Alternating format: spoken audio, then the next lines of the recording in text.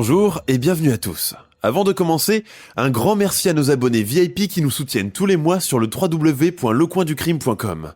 Hamzanouche, Corium 137, Gérald Streleski, Safia El Bakali, Marie, Valérie et Sylvie.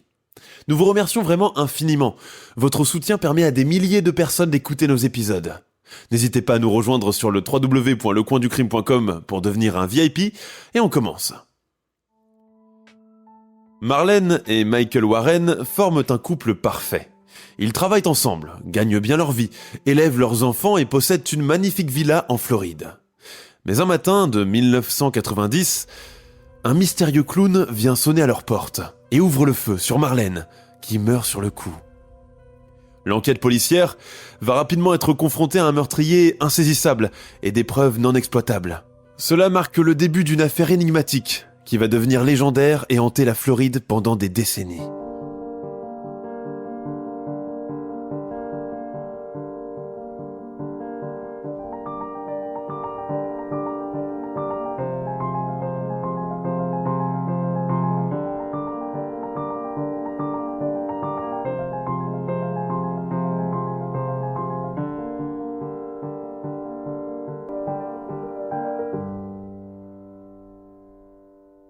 Le soleil brille sur Wellington ce matin du 26 mai 1990. Une journée ordinaire dans cette partie résidentielle de la Floride où les habitants vivent loin de toute agitation. Au cœur de Wellington se trouve l'Aéroclub, une communauté résidentielle huppée où vivent des familles ayant fait fortune dans l'aéronautique et l'immobilier.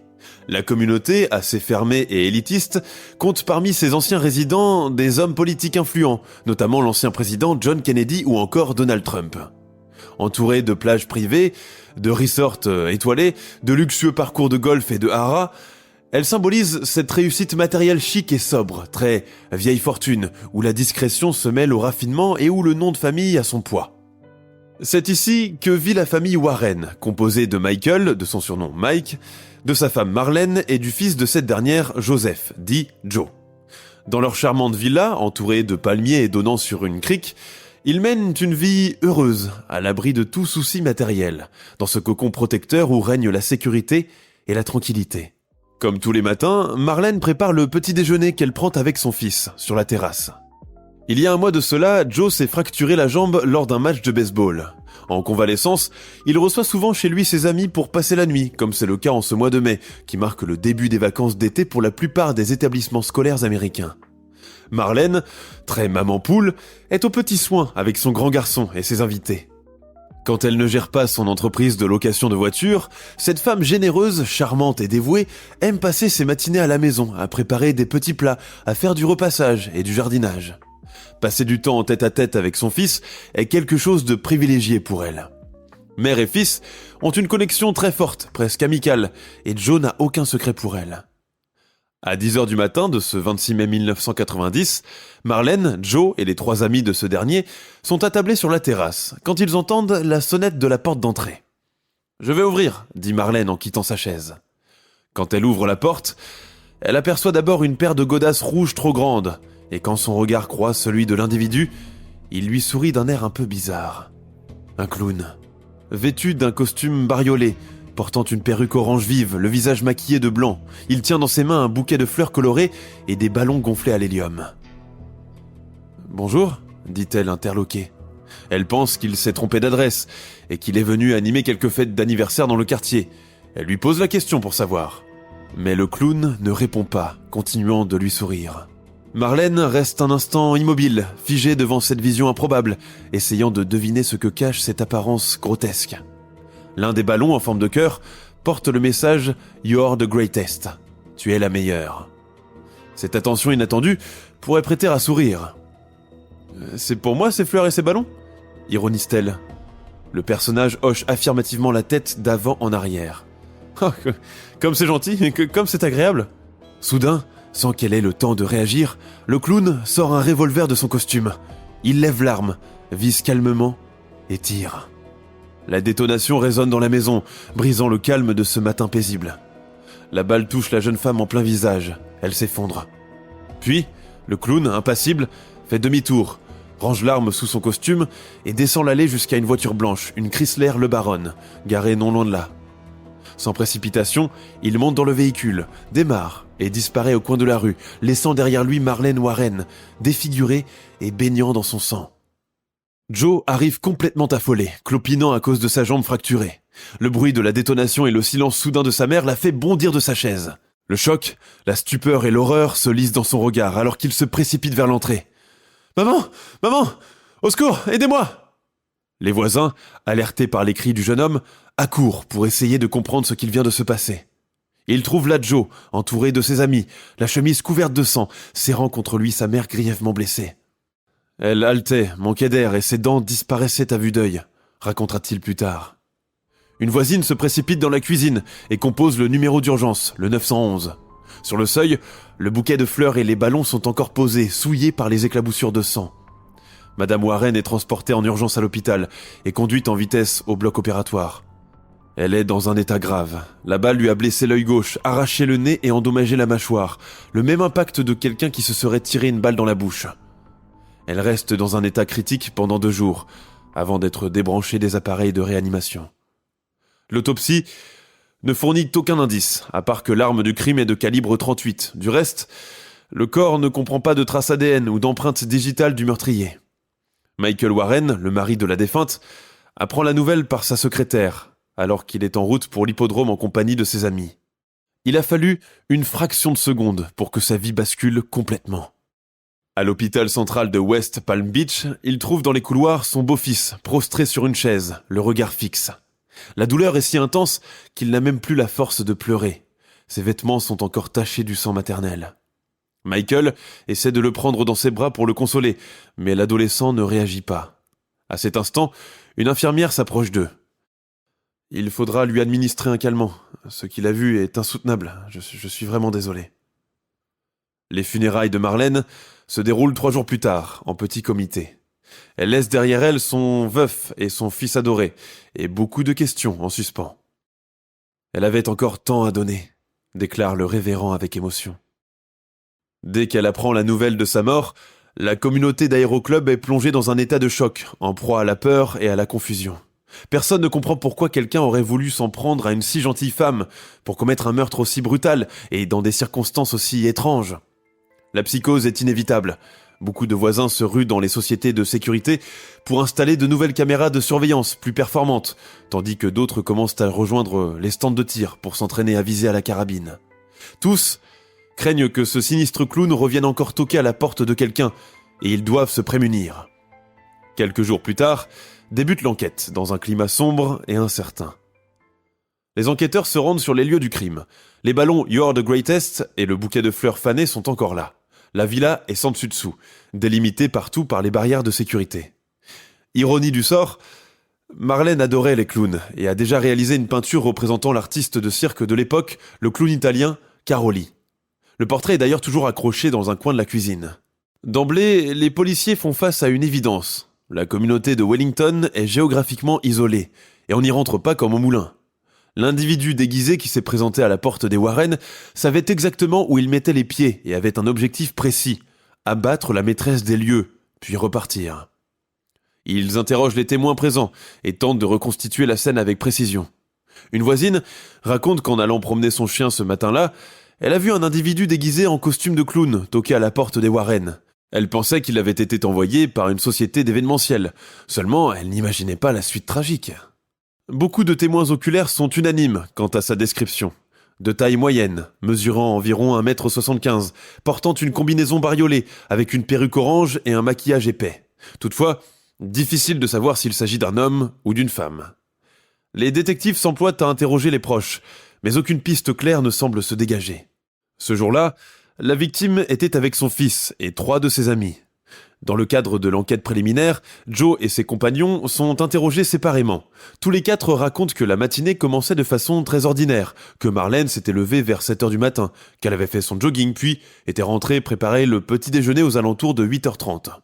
Elle ne semblait s'inquiéter de rien, bien au contraire. Elle était de bonne humeur, plaisantant avec eux et charriant son fils à propos de son plâtre.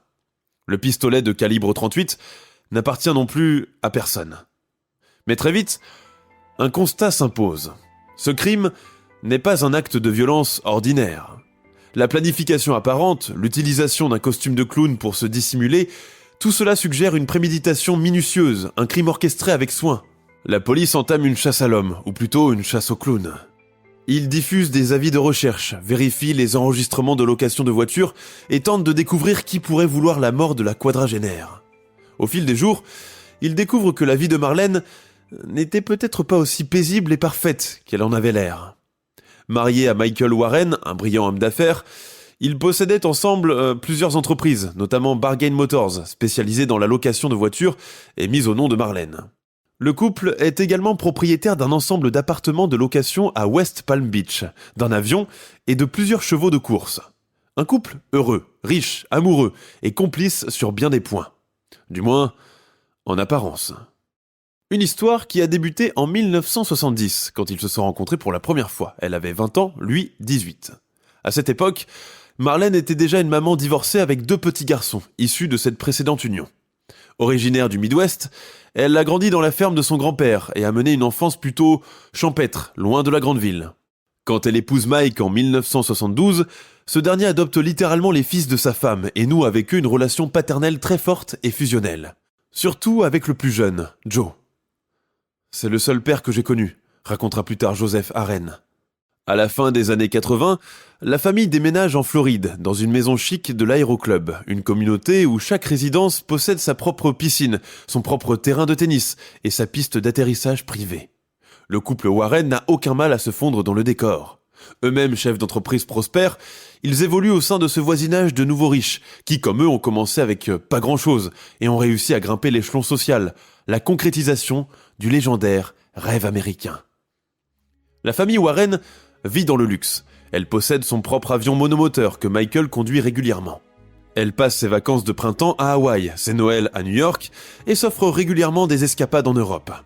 Chaque chambre d'enfant est équipée d'une salle de bain avec jacuzzi et dans le garage, il y a de la place pour mettre 4 voitures.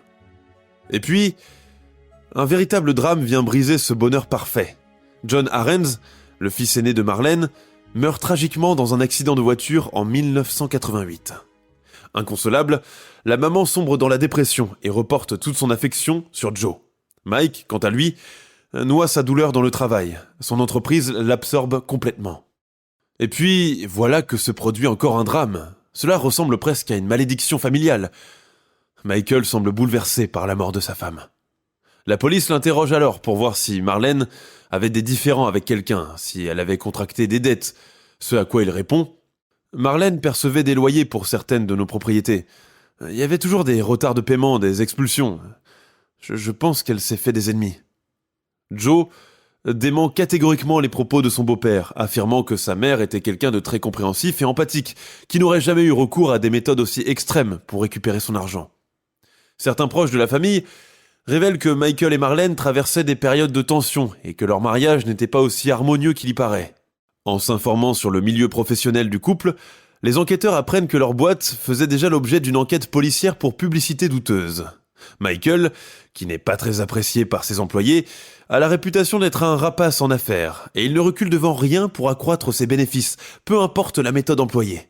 Certains le soupçonnent même de reculer le compteur kilométrique des voitures pour obtenir un prix de vente plus élevé. Quelques jours après le meurtre, la police se rend à Bargain Motors pour interroger les employés de Warren. Ces derniers les orientent sans hésitation vers une certaine Sheila Keane, une collègue proche du patron. Tout comme son supérieur, la dame n'est pas très appréciée dans la boîte. On la décrit comme une femme ambitieuse et carriériste, redoutable en affaires, à la fois assistante, conseillère, manager. Sheila est également chargée de récupérer des voitures pour l'entreprise de Michael, une mission qu'elle remplit de manière efficace. Il faut dire qu'ils sont inséparables. Elle est régulièrement vue à ses côtés, et plusieurs témoins affirment les avoir aperçus ensemble en dehors du cadre professionnel, dans des restaurants et des bars branchés de Miami. La rumeur de leur relation n'est un secret pour personne dans leur entourage proche. Marlène était sûrement au courant de la double vie de son mari, et cela a donné naissance à des conflits continuels. Cela ressemble à un scénario typique du triangle amoureux toxique, avec le mari, la femme et la maîtresse. Ravir le statut de Madame Warren est un mobile potentiel. La maîtresse aurait pu voir en Marlène un obstacle à sa relation avec Michael. L'un des fournisseurs, un dénommé Don Carter, ajoute même à ce propos Ce n'était un secret pour personne, cette affaire-là. Warren et Sheila laissaient les portes ouvertes. Je les ai surpris plus d'une fois dans des postures qui en disaient long sur la vraie nature de leur relation. Ils s'en fichaient qu'on le sache. Jolie, grande, brune, typée, Sheila Keane est une sorte de vamp de la vie de ses collègues. Elle est également connue pour avoir un caractère fort et pour ne pas reculer devant les défis. En vérité, c'est elle qui conduit le navire, qui signe les contrats et rencontre les collaborateurs et les clients. Mike, lui, préfère aller jouer au tennis ou se rendre à l'hippodrome. Sur le terrain, Sheila a l'habitude de s'habiller de façon virile, avec une prédilection pour les bottes de combat, ce qui intimide beaucoup la jante masculine. Sur le plan personnel, elle est divorcée d'un certain Steven Spud Keane, un concessionnaire automobile, et c'est d'ailleurs par son biais qu'elle a rencontré son amant actuel. Mais pour le moment, ce ne sont que des suppositions. Les détectives doivent trouver des preuves concrètes, des indices qui relient Sheila au crime de manière irréfutable. Pour cela, ils examinent les registres des magasins de farces et attrapes de la région, un par un, à une époque où les informations sont peu ou pas encore numérisées. Un travail de fourmi qui donne finalement des résultats lorsqu'ils découvrent qu'un costume de clown similaire à celui décrit par les témoins a été acheté quelques jours avant le meurtre dans un magasin de déguisement local, Publix Shop. En interrogeant les employés du magasin, ils obtiennent des témoignages concordants. Une grande femme mince, aux longs cheveux bruns, correspondant à la description physique de Sheila, serait effectivement venue acheter un costume, des chaussures, une perruque orange et des accessoires de clown. La vendeuse qui a servi cette cliente ce jour-là se rappelle exactement de la discussion qu'elles ont eue. Elle est arrivée quelques minutes avant la fermeture. Je lui ai proposé de revenir demain, mais elle voulait absolument acheter le costume ce soir. D'autres informations viennent renforcer leurs soupçons. Une voiture semblable à la Chrysler LeBaron blanche aurait été louée par une connaissance de Sheila peu avant le meurtre. Mais l'identité de cette personne n'a jamais pu être révélée. Michael Warren, de son côté, attire également l'attention des enquêteurs. Pour certains proches, sa relation avec Sheila était bien plus sérieuse qu'il ne le laisse entendre. Joe, que la mort de sa mère hante jour et nuit, fait même une révélation à l'un des inspecteurs qui continue à venir chez eux. Peu avant qu'ils ne disparaissent, ma mère et Mike semblaient traverser une période de crise. Ils ne se parlaient presque pas. Lui ne rentrait que très tard à la maison pour éviter de la croiser. Je la voyais malheureuse, pensive, et parfois, elle pleurait. Un jour, elle m'a dit cette phrase étrange. « Si quelque chose m'arrive, c'est ton père qui l'a fait. » Marlène se sentait-elle menacée par quelqu'un? Recevait-elle des lettres ou des appels anonymes? Son fils affirme que non. Mis au fait, le veuf se défend. Elle était devenue paranoïaque depuis la mort de John. Elle voyait un psy, prenait un traitement, elle s'imaginait des trucs. Bien que n'ayant aucune preuve pour le suspecter, les enquêteurs gardent Warren dans le collimateur. Outre le sexe, le mobile de l'argent entre souvent en jeu dans des affaires similaires, surtout chez les couples nantis qui possèdent des biens en commun. Pendant des jours, les enquêteurs scrutent les finances des Warren et découvrent que Marlène a souscrit une police d'assurance vie importante en cas de son décès. Michael en est le bénéficiaire principal. Le montant s'élève à 53 000 $. L'enquête progresse lentement et l'ombre de Michael continue de planer sur l'affaire. En ville, les rumeurs vont bon train sur le sujet. Beaucoup sont persuadés que c'est lui qui pourrait être le cerveau derrière le crime et qu'il a manipulé Sheila Keane pour qu'elle exécute son plan avec la promesse d'une forte somme d'argent. Mais sans preuve directe, les enquêteurs restent bloqués et l'affaire s'enlise.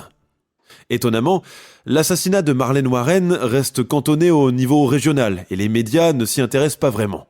Il faut dire qu'il coïncide avec le déferlement médiatique causé par la tragique et sulfureuse affaire des frères Menendez, eux-mêmes issus des beaux quartiers de la jet-set de Floride. Nous sommes 10 jours après le meurtre. Il est 9h du matin quand le standard du poste de police de Palm Beach reçoit un appel. Le standardiste décroche.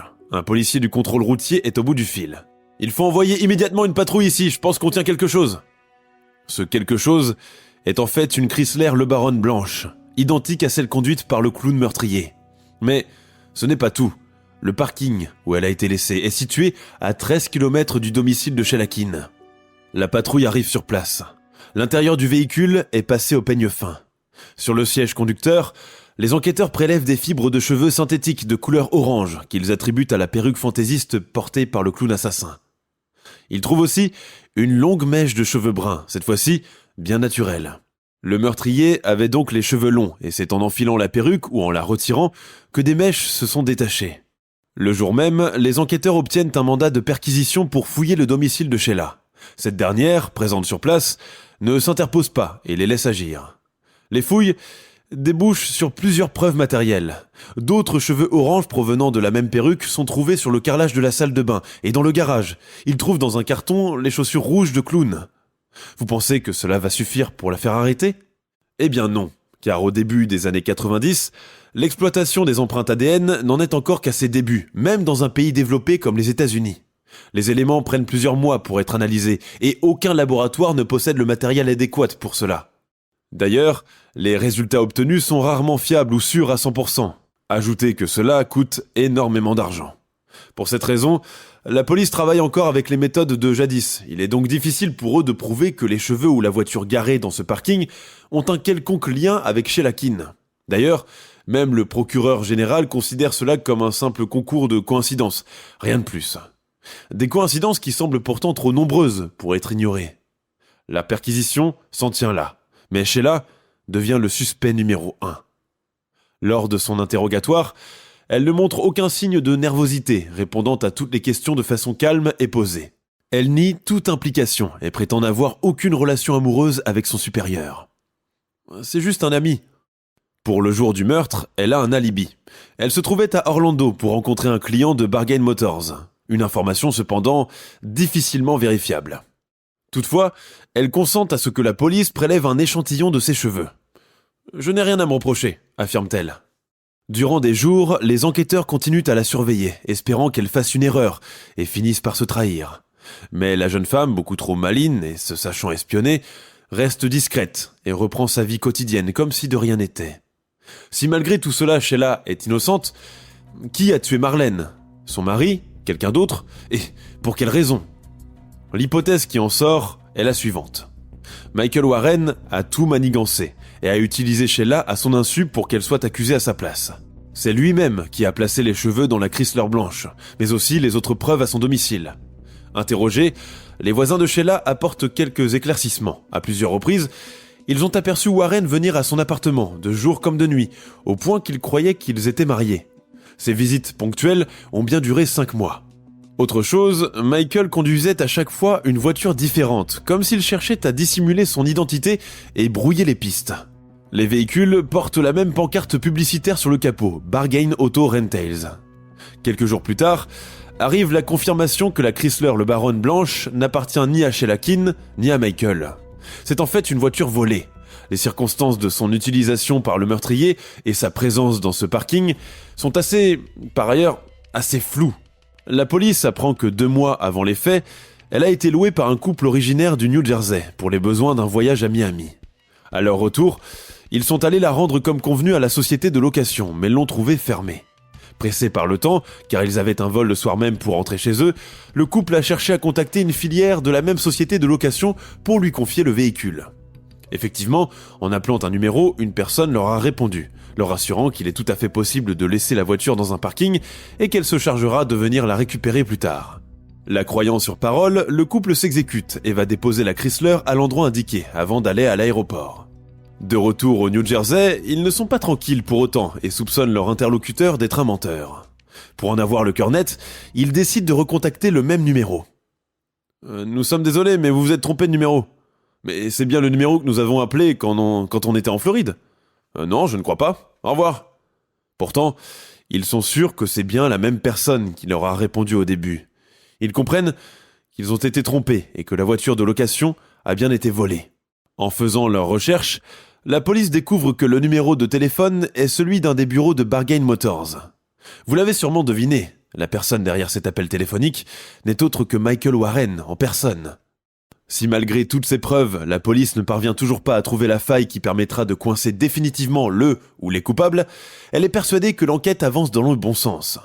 Selon elle, il y a 95% de chances que Michael et Sheila aient tout manigancé pour éliminer Marlène. La disparition de cette dernière leur permet non seulement d'être officiellement ensemble, mais aussi de toucher l'argent de l'assurance vie, ses parts dans la société et la villa dans son intégralité. Un avocat et ancien ami du couple Warren fait également une révélation importante. 1 semaine avant la fusillade, Michael est venu le voir et lui a posé d'étranges questions. Selon la loi de la Floride, un mari dont la femme se fait tuer peut hériter de tout ce qu'elle possède ou seulement partiellement ? L'ami avocat a alors répondu. Si la police prouve que le conjoint n'a absolument rien à voir avec le meurtre, il est évident qu'il touchera la totalité de l'héritage. Et il a eu la maladresse d'ajouter « Tu sais Mike, un crime de ce genre ne peut être accompli qu'avec l'aide d'un complice de confiance, sinon cela foire rapidement. Les assassins finissent toujours par se dénoncer quand ils se sentent coincés. » Warren a marqué un silence comme pour méditer à cela, puis a déclaré sur un ton sinistre « Mais si le complice est déguisé en clown, personne ne s'apercevra de rien. Un clown, c'est un saltimbanque. Ça va là où il y a du boulot. Il peut aller à un anniversaire, animer un événement dans une résidence privée. Et personne ne lui demandera rien. Imaginez avec moi un instant que malgré toutes ces preuves incriminantes à l'appui, la police n'a rien pu faire.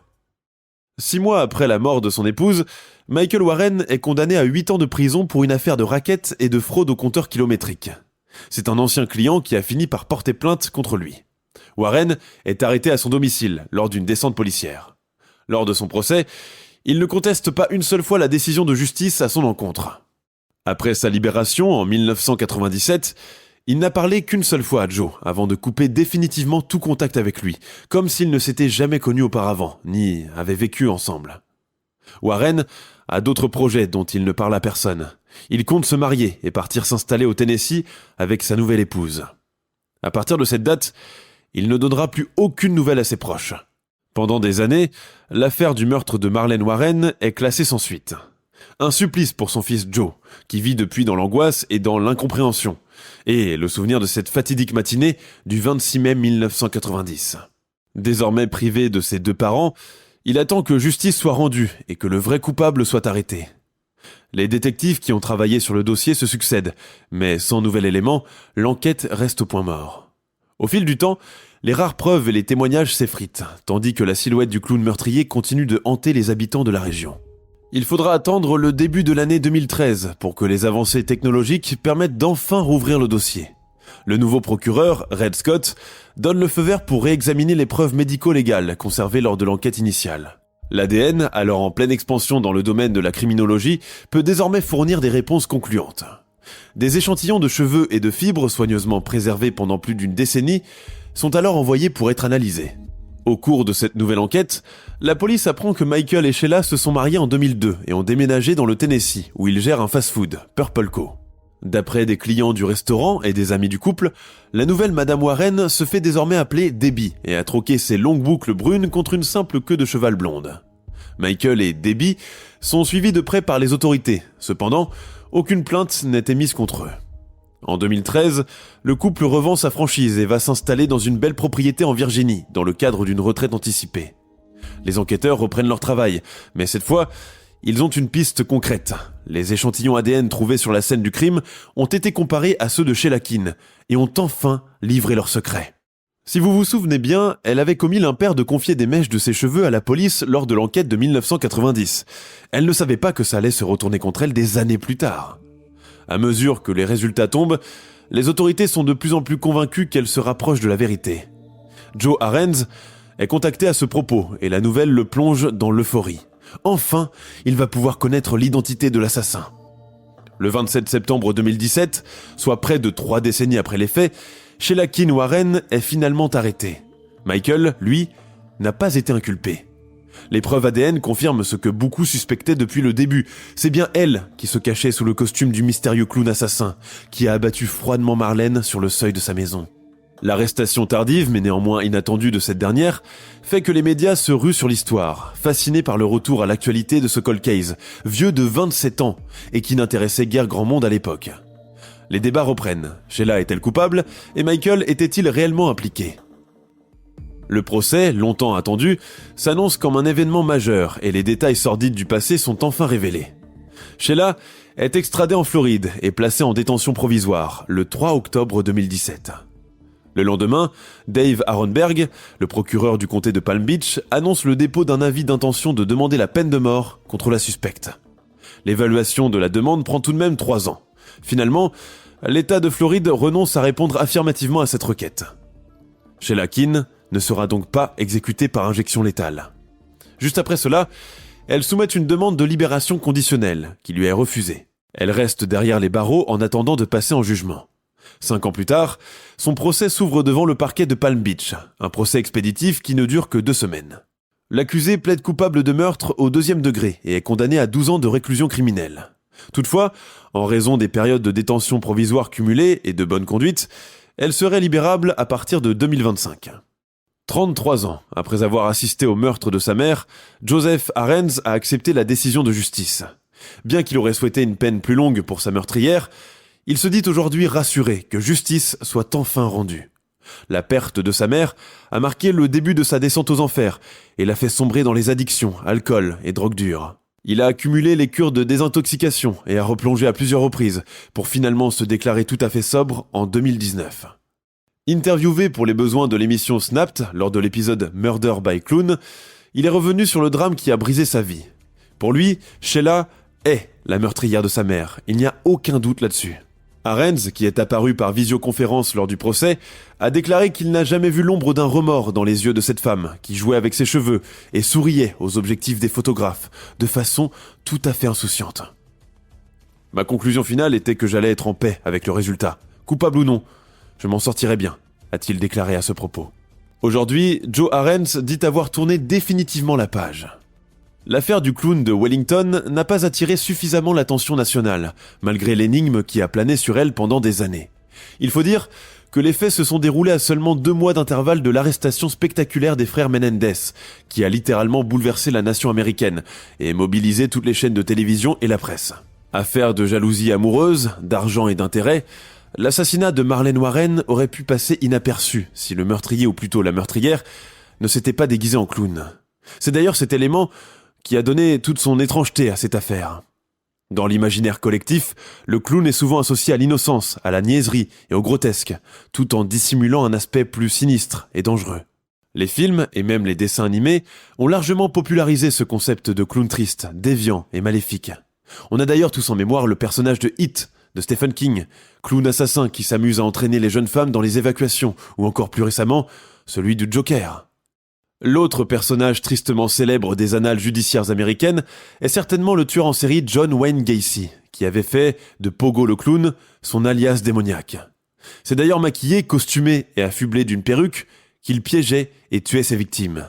Vous pouvez d'ailleurs écouter notre podcast qui lui est consacré. Nous sommes à la fin de notre émission du jour. N'hésitez pas à écouter les autres émissions du podcast et à prendre 5 secondes pour nous laisser un 5 étoiles sur Apple Podcast. C'est vraiment très important pour nous. Vous pouvez aussi vous abonner pour ne pas rater les prochains épisodes et nous suivre sur Facebook pour nous en proposer de nouveaux. Merci et à bientôt.